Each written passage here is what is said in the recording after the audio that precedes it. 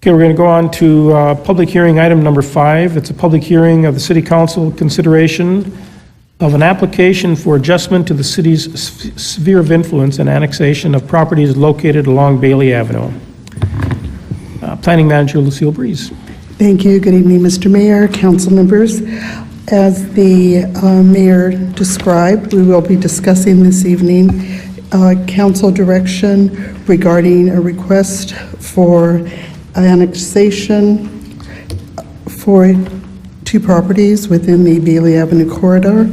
Also, acceptance of addendum number 3 to a previously certified environmental impact report, and approval to commence the annexation process with the Santa Barbara Local Agency Formation Committee.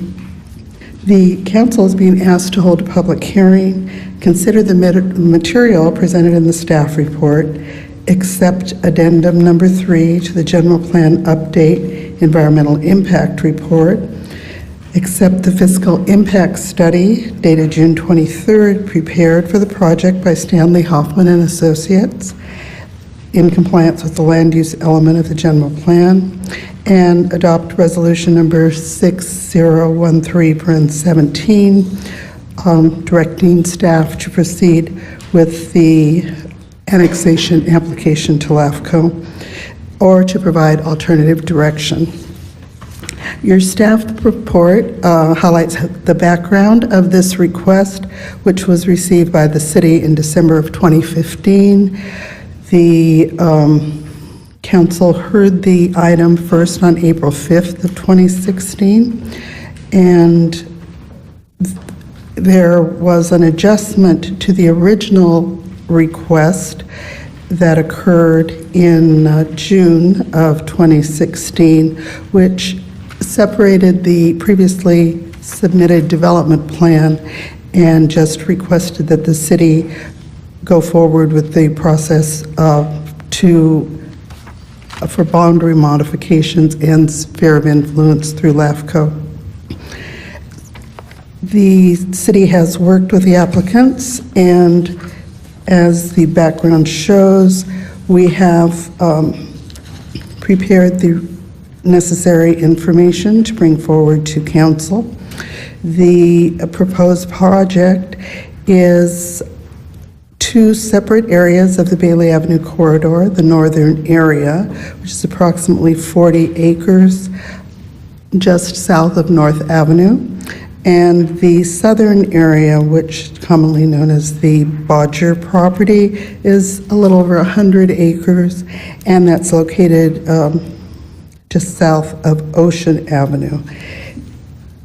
In any annexation request, the city is the applicant, and the city would be taking the application forward if the council chooses to move in that direction. The applicant, however, is responsible for all the costs associated with that, including staff and attorney time, and any fees either required by LAFCO, any consultants' additional studies that would be required would be the responsibility of the applicant. Those, the city would not enter any contracts without those fees being in place. The 2030 general plan requires that an applicant who is requesting annexation will provide a fiscal analysis report, and staff has worked with the applicant and their preparer regarding a fiscal analysis, which is included also for council consideration as part of this staff report. We have prepared for you an addendum to the general plan environmental impact report as the council directed. That addendum was prepared by Rincon Consultants, who also prepared our general plan amendment. The addendum found no new or more severe environmental impacts beyond those disclosed in the final EIR for the general plan. This covers only the annexation. If the annexation were to proceed to LAFCO and was approved, any development that would come forward would then potentially require the annexation, or I'm sorry, the environmental review. At this point, we have not done any analysis of anything beyond what is just in the existing general plan. That is what would be taken forward to the LAFCO as part of the application. The fiscal analysis is in your report, as I noted, and the financial staff has had, and city staff have had discussions with Mr. Stanley Hoffman, who prepared the report, and believe that the report is in conformance with the technical requirements of the 2030 general plan. Further analysis would likely be necessary if if a project were to come in, because right now the analysis that is done is just on the base of the general plan, which is low density and very low density. As I noted, the applicant would be paying for any of the fees required and the staff time to process the application. The council did receive, as supplemental information, 2 letters, one from the Citizens Planning Association, signed by Mary Ellen Brooks, and a second one from SB Can, signed by Ken Howe, Executive Director. So that's the supplemental information that was provided, and it will be available on the city website for the public to view. So that completes my presentation, and I'm available for any questions. Any questions from Ms. Breeze? Is the applicant, would they like to say a few words?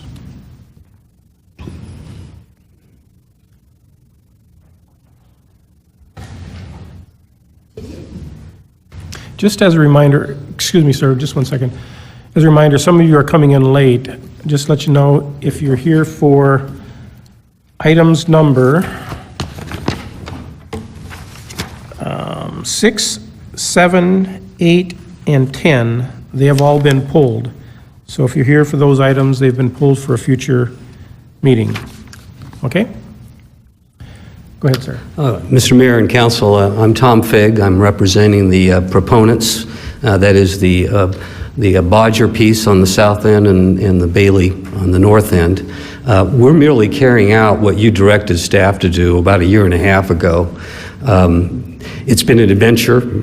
We've had some challenges, and we've worked through those with your staff, requiring a fiscal impact report as well as a supplemental environmental analysis.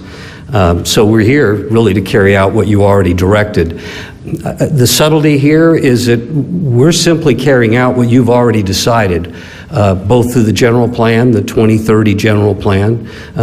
This simply is consistent with what you've already dictated in terms of land use and the ultimate boundaries of your urban limits. This is fully compliant with what you've already directed. So we're not here to debate the project. We're here to get that final authorization to proceed to LAFCO. I heard that there was supplemental material. I had provided a resolution with some changes that I thought would be helpful because it declares how this proposed annexation squares up with the policies of the city. And I don't know if that was made available to the council. Was it not?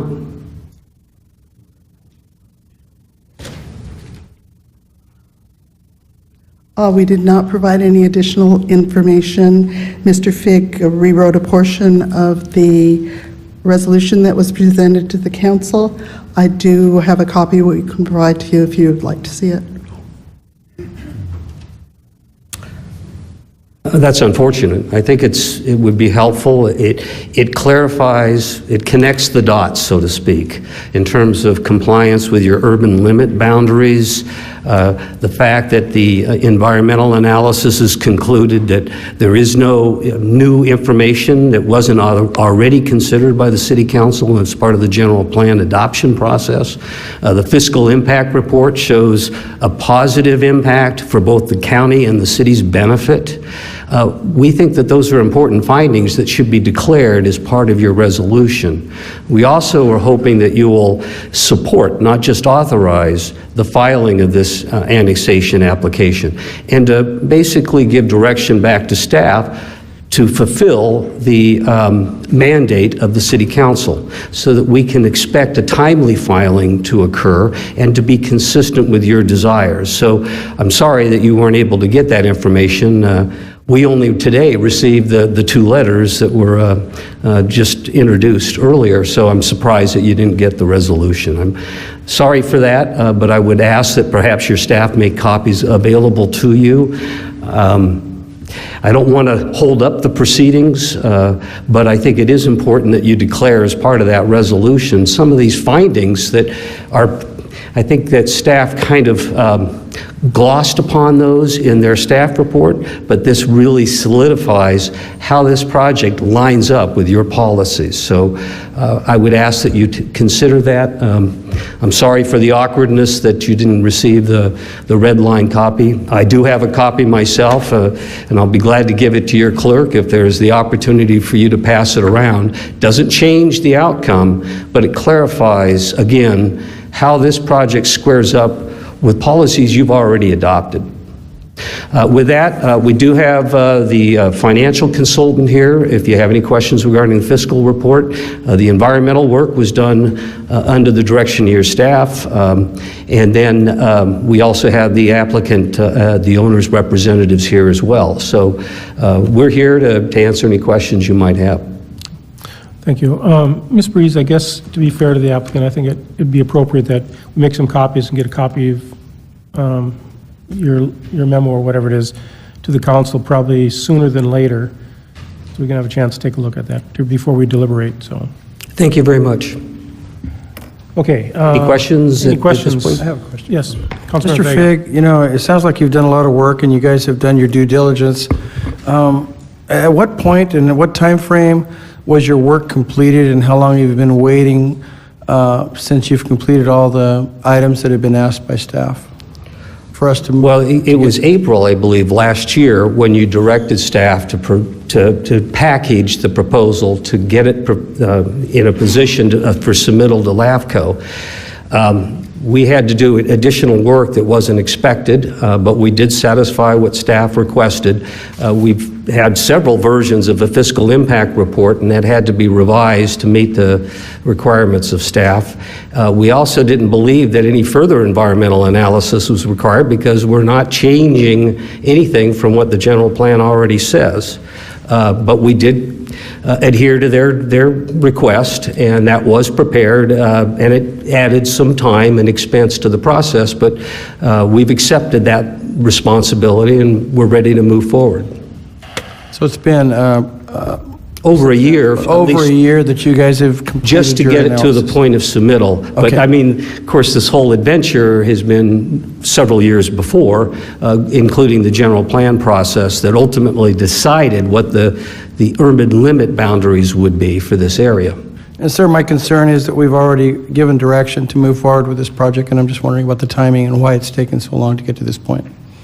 So thank you. Well, we certainly don't want to cause any friction with your staff. But yes, there's been some dialogue, and we haven't always agreed with the conclusions or the direction that staff has given us, but we have complied. So that's the best I can say at this point. Thank you, sir. Anyone else? Okay, Ms. Breeze, anything else from you? Yes, I would just like to note, the information that I handed to you is a red line copy, which is the page 2 of your resolution. That red line copy was the additional text that Mr. Fig suggested be added to the resolution. Staff has reviewed that, and unfortunately, I didn't get in until late in the day, so I just marked in purple the changes that staff would be in agreement with, the council making those findings, and where there are a couple of deletions where we would not be in agreement with it.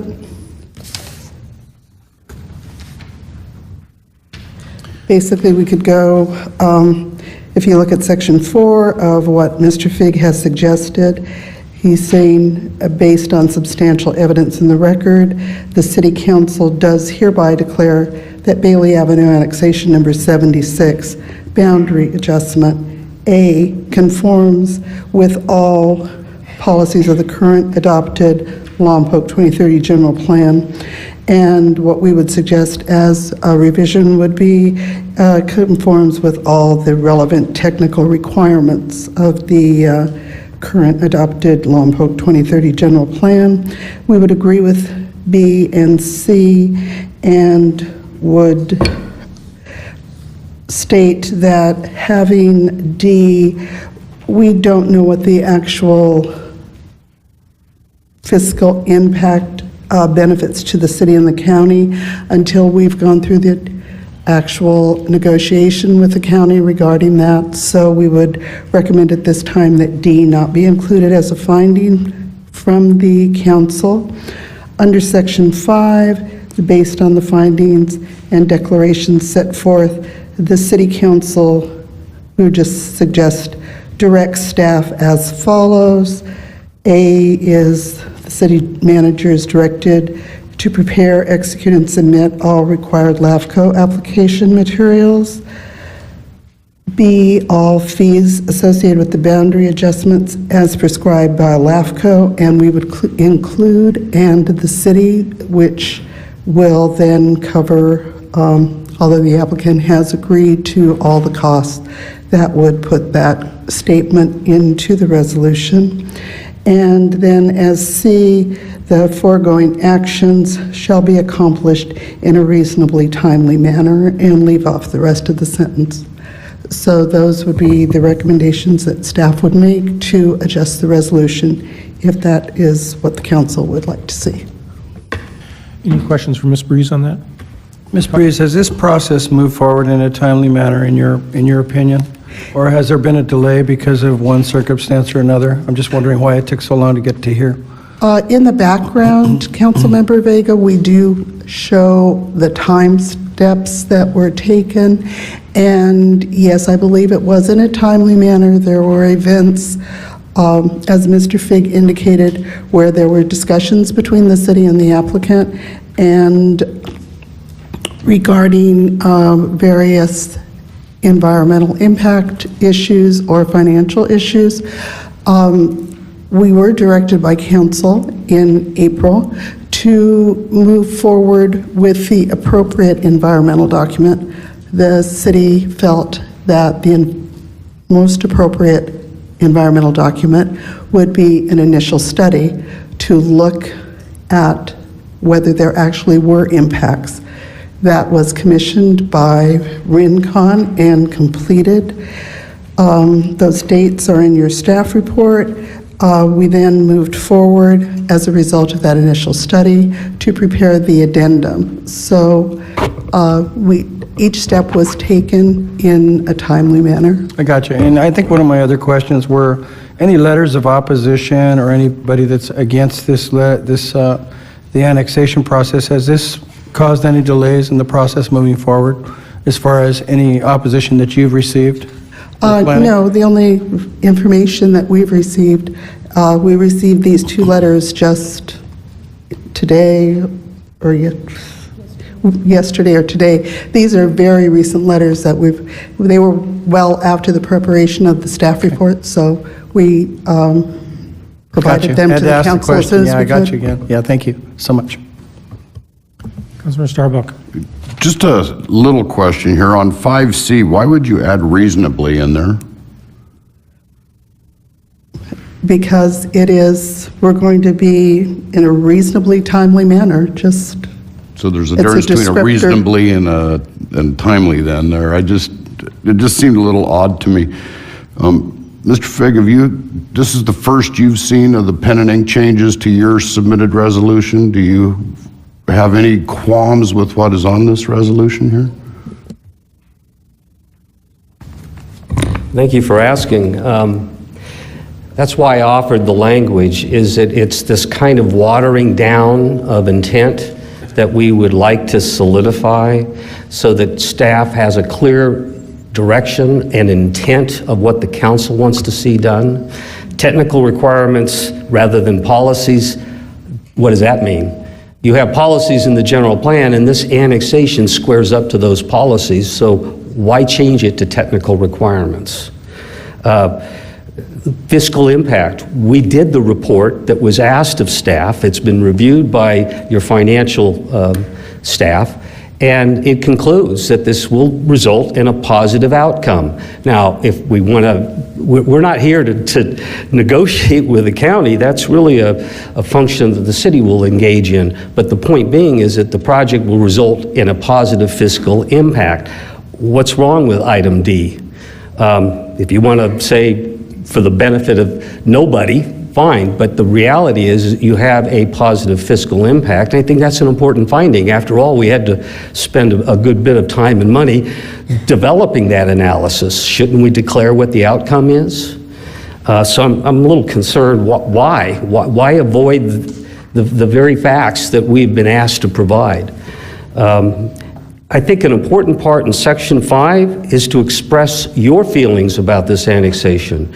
Are you in support of the application? Not simply saying, staff, we're authorizing you to file, but are you in agreement that this lines up with your general plan and therefore you support the application? I think that's an important message to send to your staff so that we can proceed in a timely way. If that kind of direction is not given, look where we are. It took us almost, year and several months to simply carry out your directive from April of last year. We think it's important you send a message to your staff so that everybody has an understanding that we're marching to your drum, not staff proceeding on their own independently. So I guess the thrust of this is that I would like you to consider the changes that we've offered that really puts on record your feelings about this project. And again, we're not talking about physical development. We're not talking about changing the underlying land use designation for the property. We're talking about boundary lines that are consistent with your general plan. That's all we're asking. Anything else? I'd like to go back to staff real quick on this. Mr. Figg did make a point here on 4A. What are the technical requirements vice the policies? The general plan is an overall guiding document. The policies are in the general plan. Mr. Mayor, if I may respond to that. The staff, your financial staff has reviewed the fiscal impact report, and if you look under fiscal impact in your staff report, what we did is we took the language that's used in the analysis that the staff has done and put it into the resolution because we didn't think it was appropriate to make some other declaration than what the staff has indicated in the fiscal impact report. Is that 4D? I was referring to 4A. There is, 4A is what I was referring to. Okay. And 4D isn't anywhere in the staff report. Right. So that's why we took this 4D out. We added the technical requirements language to 4A because that's what's in your staff report from your fiscal department, your finance department. And we took out D because there isn't anything in the staff report that says that.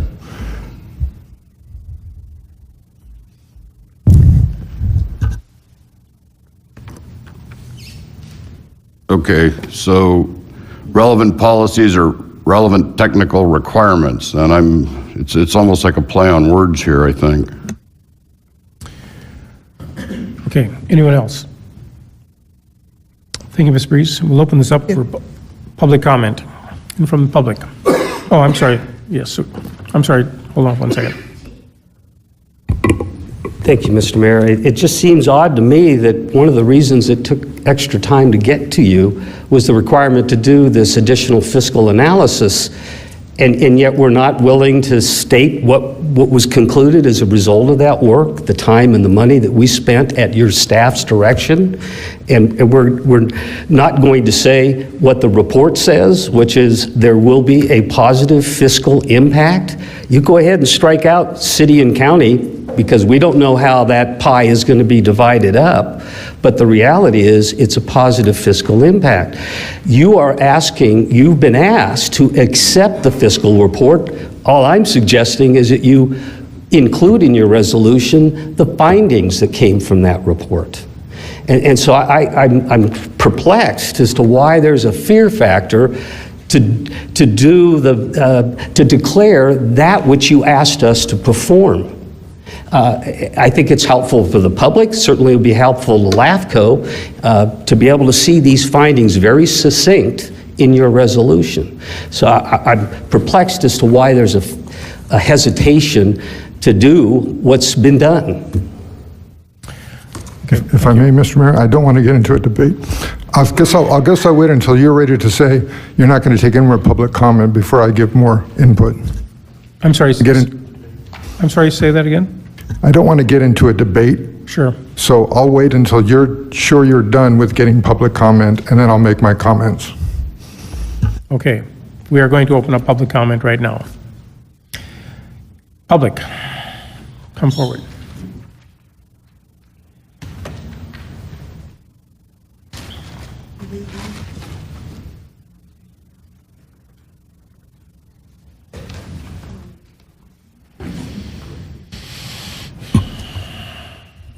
Okay, good evening, council members. My name is Mary Ellen Brooks. I live in Vanderburg Village, and I'm speaking tonight on behalf of Citizens Planning Association and our North County Land Use Review Group.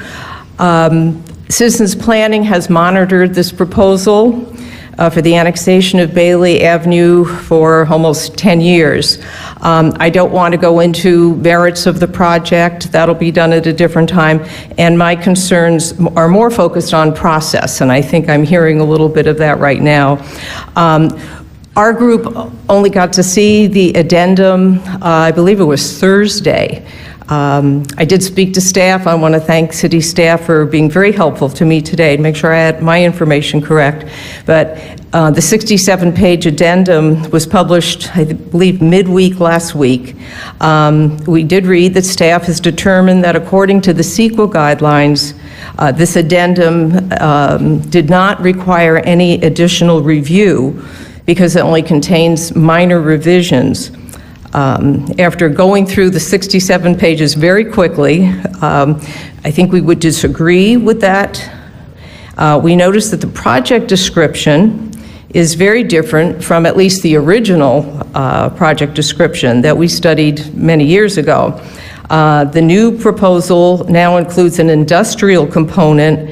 I don't know what that is, and I don't believe that was in any part of the original project. The low-density housing is also, I'd say, a new concept because the housing that was proposed originally, I mean, we were looking at, I believe, hundreds of homes. And now we're looking at a lower density, which is fine, but again, that's something that LAFCO will take up. We were also concerned about the fragmented nature of the new proposal. Instead of the 5 or 6 parcels, we're now looking at one in the very north and then one in the very south. I think also that some review should be done because of some of the new policies that have come down from the state and from the county. I mentioned them in my letter, the sustainable management for water retention, also county buffer policies. I'm also looking at the intensification of agriculture that has gone on since this was first proposed. And I believe with the new cooling complex and just an intensification of agriculture west of the city, that had to be reviewed. I'm hearing now tonight there is some questions about the fiscal analysis. Our group also really feels that this needs to be considered. We hope that you will choose to continue this item tonight so that we could get more public and council review. We don't know why it didn't go back to the Planning Commission, but I believe staff has explained it. Okay, I'll need you to wrap up now. And thank you very much for the opportunity to speak. Sure, okay, thank you. Next, please.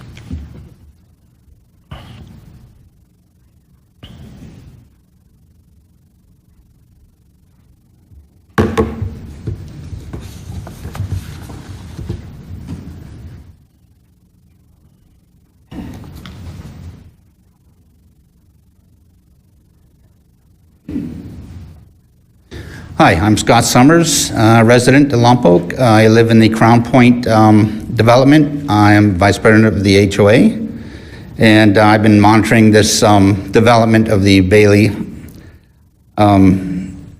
specific plan for, again, the last 10 years or so.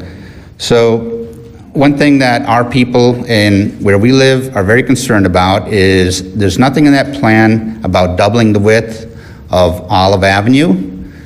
That road is got extremely high traffic because of the landfill, because of the Megalito grade school, and for the residents that are there already.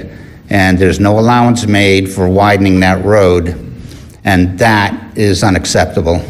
That road must be doubled in width if you are considering putting more housing on the Bodger property. So, another thing I'd like to say is, like the last lady said, I had a heck of a time trying to find out what was planned on that land since the first proposal, because I think some of the difficulty that they ran into was when they had Rincon Associates debut that plan here on October 28th, 2008. I was here, and so were many people from my development. And on that grand plan, on the Bodger property, there was a mix of medium, low density, high density housing, a liquor store, a little park next to the liquor store. What a vagrant paradise that would be. And we were very upset about that. And so apparently now it is changed to all low density and very low density housing. So if this plan goes forward, I hope you stick with that, in addition to placing a demand on widening Olive Avenue, because that needs to happen. And so when LAFCO comes back and places demands on you for changing the mix of density of housing, I hope you stick to your guns with the low density and the very low density housing. And you know, this city was talking about going bankrupt recently. Well, you need to attract people to this city that can contribute more to your tax base. And those are people, that's not just the visitors that come here and spend tourist money, but it's the people that spend money 365 days a year. And those kind of housing is what will attract those people. Thank you. Thank you, sir. Next, please.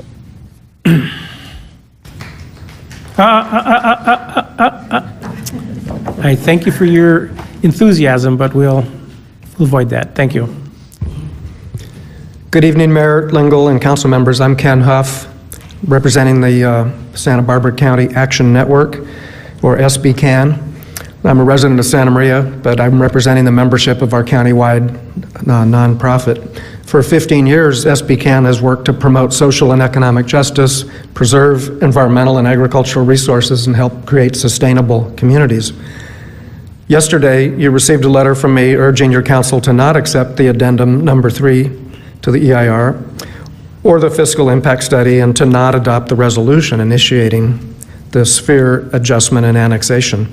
In my letter, I referenced the letter submitted to you on our behalf in March of 2013 by the Environmental Defense Center. And that letter made sound arguments that I'm not going to repeat today about the value of the prime soils in the Bailey corridor. That letter of 4 years ago and my letter yesterday point out a curious omission in your staff report, both the one 4 years ago and the one before you right now, and that has to do with LAFCO. LAFCO's role, you all know it, maybe someone in the audience doesn't, but is to set the boundaries of cities and special districts, and their approval is needed if a city is to annex an area. Well, the staff reports, both then and now, fail to disclose that inclusion of the Bailey Avenue corridor within the city's sphere, a precursor to annexation, has already been rejected by LAFCO. That was in 1999. And that decision formally defined the Bailey Avenue area as falling outside of the city's sphere. And it seems just an important thing to have on the table that was done then. So why would it be different now? It's not clear to me why anyone would expect LAFCO to make a different decision now, 18 years later. And with agriculture being the top industry in our county, the prime soils are as valuable as ever, and they can't be replaced. The staff reports 4 years ago and today also don't mention the settlement agreement between SB and Lompoc. And it had put certain obligations on the city, and that addendum is quite long, and I haven't had a chance to review it carefully. At the very least, we think you should delay the action and allow the public a reasonable amount of time to review and assess the adequacy of that lengthy addendum. Better still, we urge you to recognize that this area is just as unsuitable now as it was when LAFCO made their decision before. The city's claim that building on prime farmland is necessary to meet specific demand for new housing, we don't believe is supported by the evidence provided. So we urge the council to, at long last, formally recognize that this corridor does not meet statutory criteria for inclusion in your sphere or for further consideration for annexation. Thank you. Thank you. And just for an explanation of why I don't like people to applaud or cheer, we want to respect all the speakers. So if you agree with someone and don't agree with someone else, just keep it to yourself, and we'll be respectful of all speakers. So, but thank you for your enthusiasm. Okay, next speaker.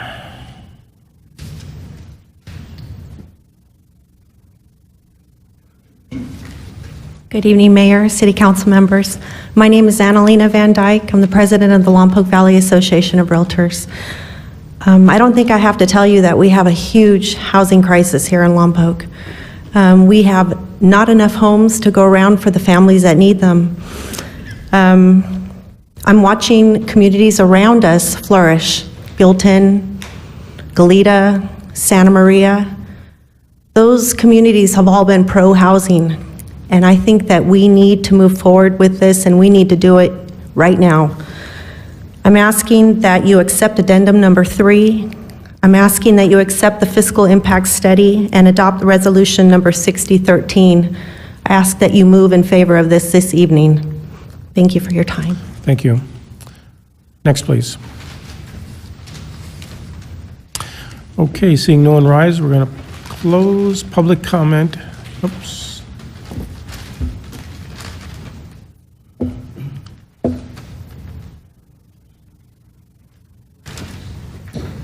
Yeah, Council, Dwayne Holmdahl, citizen of Lompoc Valley.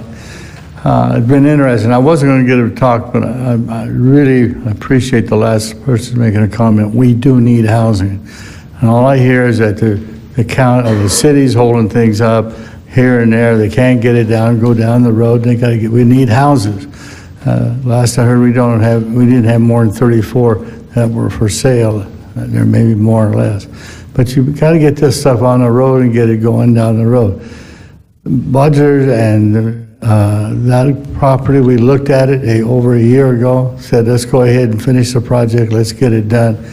Bailey Avenue wasn't something that we, the council, and originally started liking the idea of it, but you got to thank Art Hibbets and Bob Hedlund, Supervisor and Planning Commissioner, for stopping us going to the east, and that made us go into the prime agriculture ground in the back. So I'd love to see this council take it upon themselves now and get this project going, get some houses, because we do need houses, but everybody around us. But it's interesting, we got somebody from Santa Maria telling Lompoc what to do. We got somebody from Vandenberg Village telling us what to do, and they won't even let us look at annexation of Vandenberg Village. So it'd be nice that Lompoc stand up for itself and make its own decision. Thank you, sir.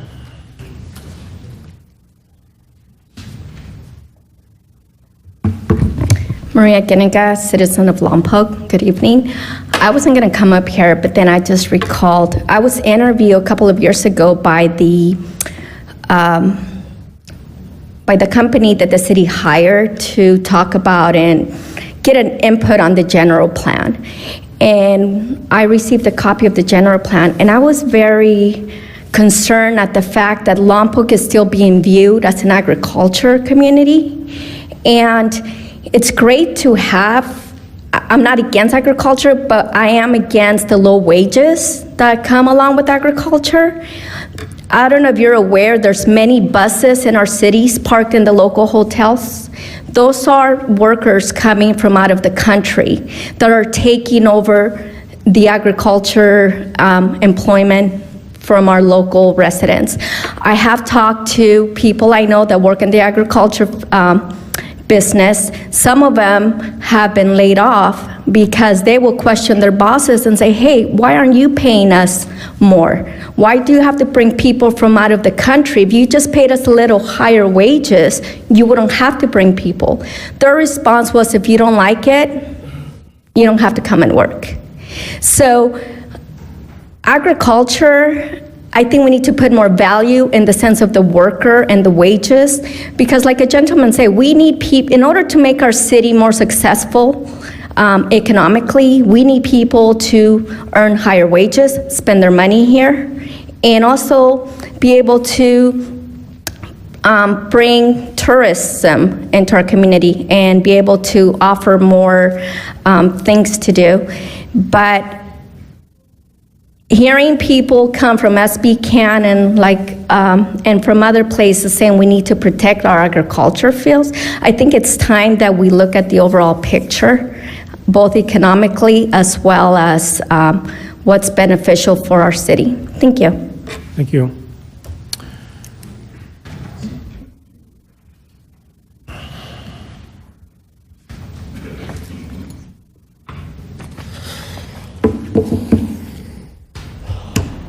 Good evening, Mayor, Council, folks at home. You've had a lot of perspectives tonight on this topic.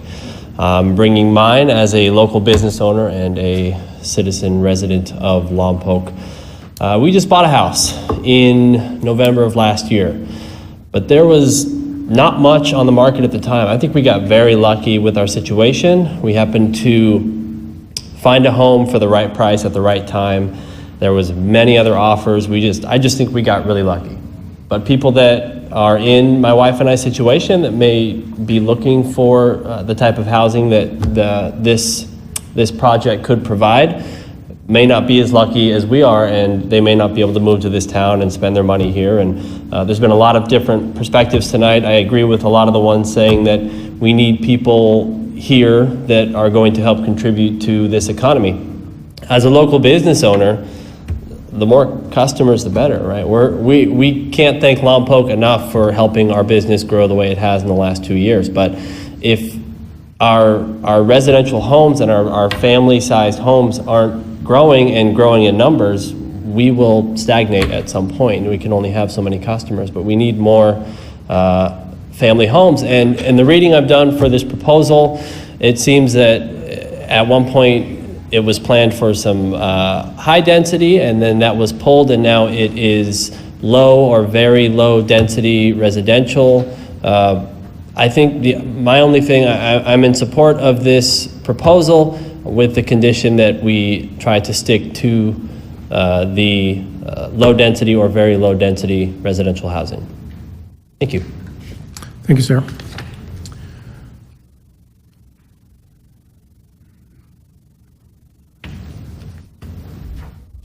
Good evening, Council.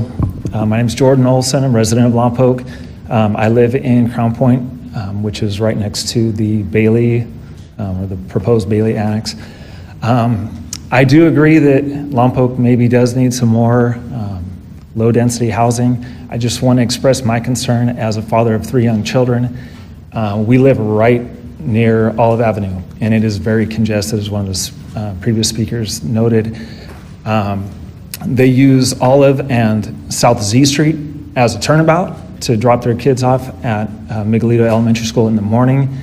And if there is any development in that Bodger area, that I think definitely a 4-lane road would be, a minimum.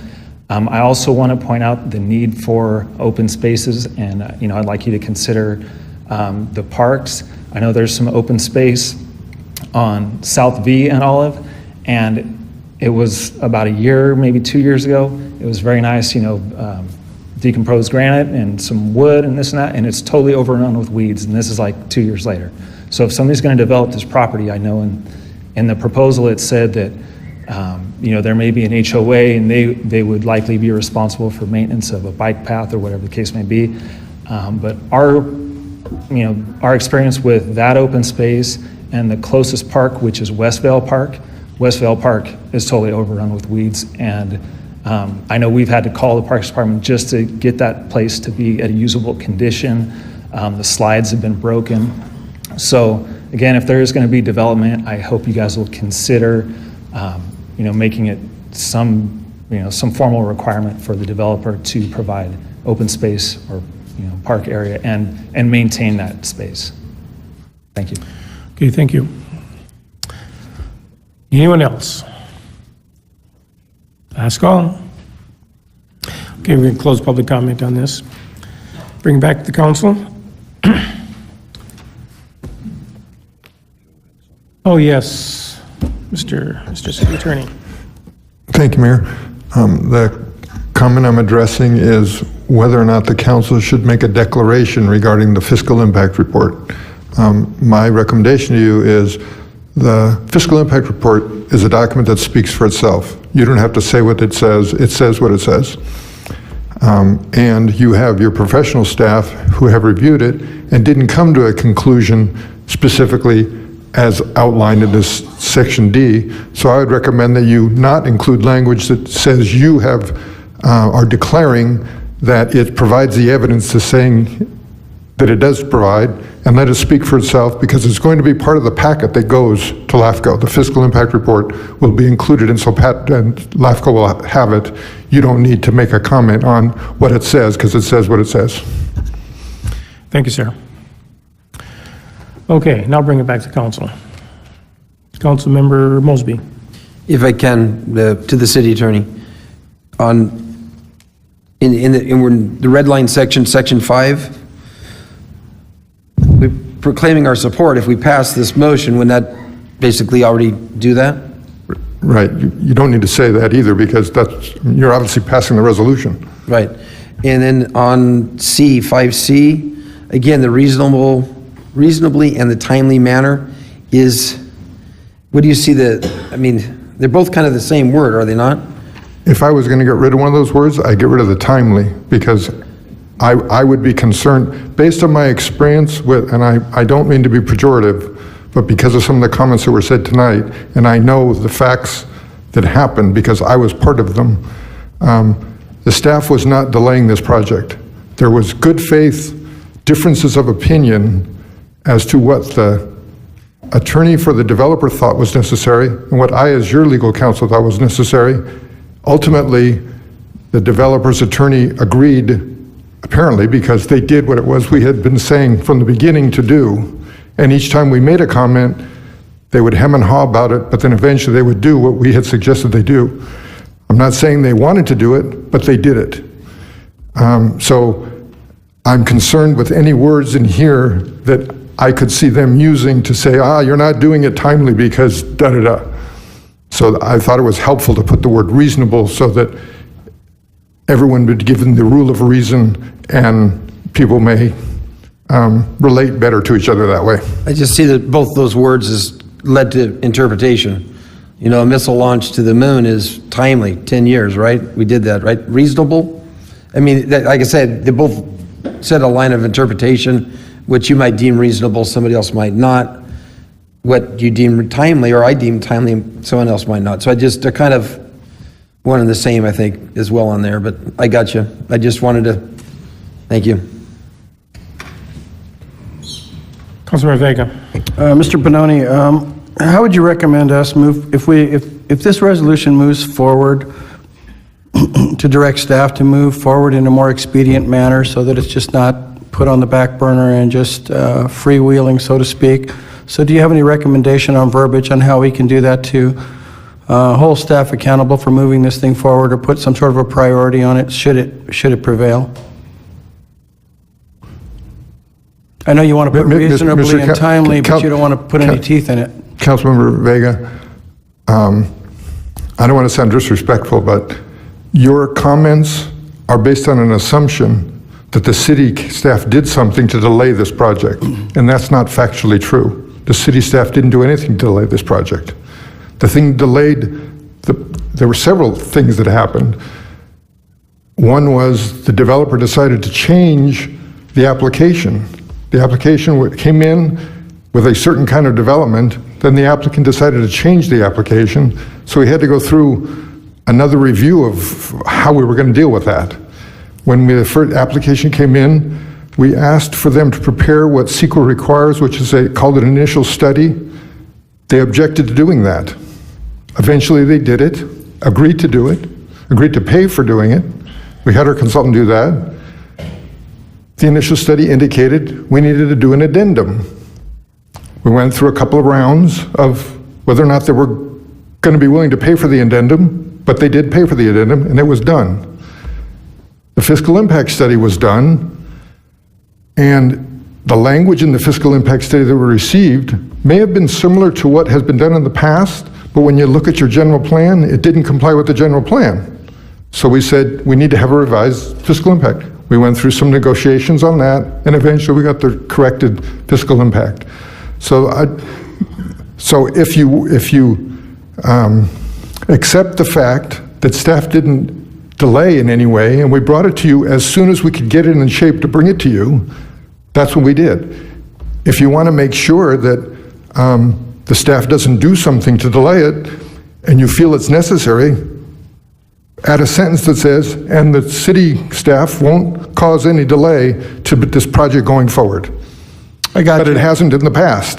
I got you. And you know, my comment was moving forward, Joe, not moving backwards. So I think your comment was kind of out of line because I wasn't going and regressing back to say it wasn't done. We'd already gone past that.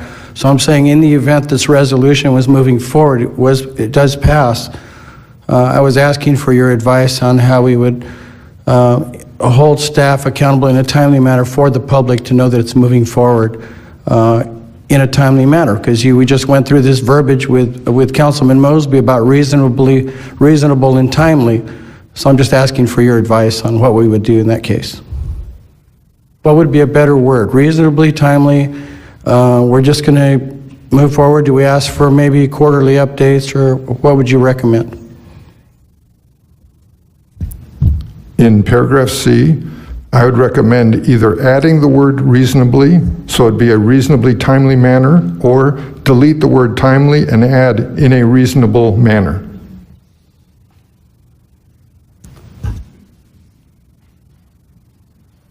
Okay, I got you. Okay. Councilmember Osborne.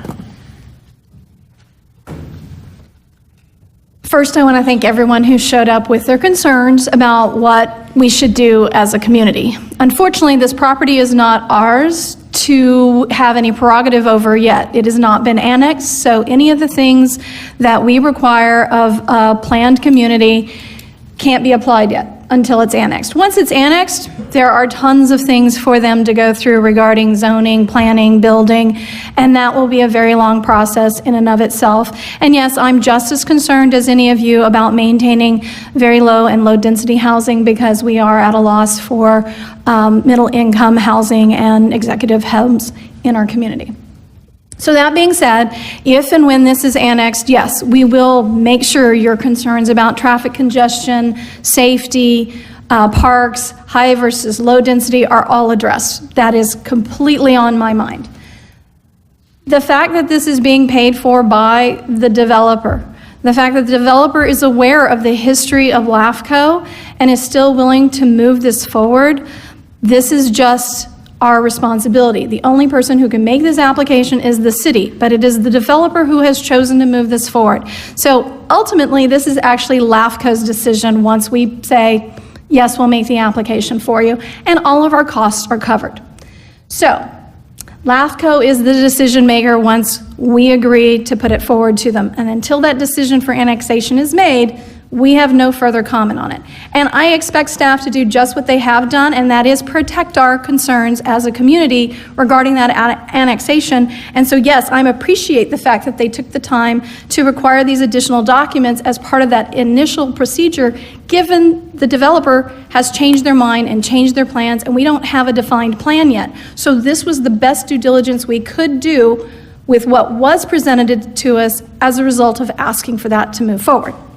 That is my lengthy way of saying I would like to accept the addendum number 3. I would like to make a motion to accept the fiscal impact study and to adopt the resolution with the applicant's red lines and with staff's purple lines, shall we say, and our city attorney's suggestion to change the word timely to reasonable. That is my motion. I second it. Okay, discussion. So, Ms. Breeze, I have a question for you, if you'd come forward.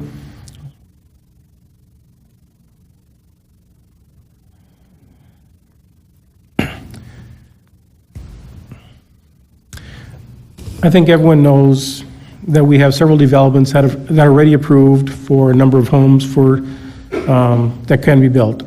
What number of homes are currently approved in the different developments that the developers have chosen not to build yet? The total is approximately 800. That we have 476 up at the Y. We have 308 out at River Terrace. We have 60 on Ocean Avenue. We have a number of projects that are approved. We just extended the Planning Commission and the council with working forward on the development agreements, have extended the map life on these projects. So those projects are ready for the applicants to come in with their plans, with their maps, and they can proceed immediately. Okay, so 600, you say? 476 and 308 and 60, about 850 to 900. Okay. So the reason I asked this question, thank you. Councilman Mose, did you have a question for Ms.? I just was going to follow up on that. Okay. I'll see. Okay, good. So the reason I asked that question is it probably will come as no surprise to any of you that have been following this that I will be voting no on this motion. And it's not because I am anti-growth. As a matter of fact, it's just the opposite. I am pro-growth. The person from the Realtor's office that said that we need homes, we have very few homes, speakers have said that. I agree with you wholeheartedly. We have a very, very low inventory. What we need to figure out is why the developers are not building. We have 800 homes approved, but they're not building here. That is a question I'd like an answer to, why we're not building. Now we're going to add another development out there, possibly another development out there, with some more homes. I'm hoping if it is approved, I'm hoping that you build within our lifetime. But right now, we have homes approved that are just not being built. I want to know why we're not.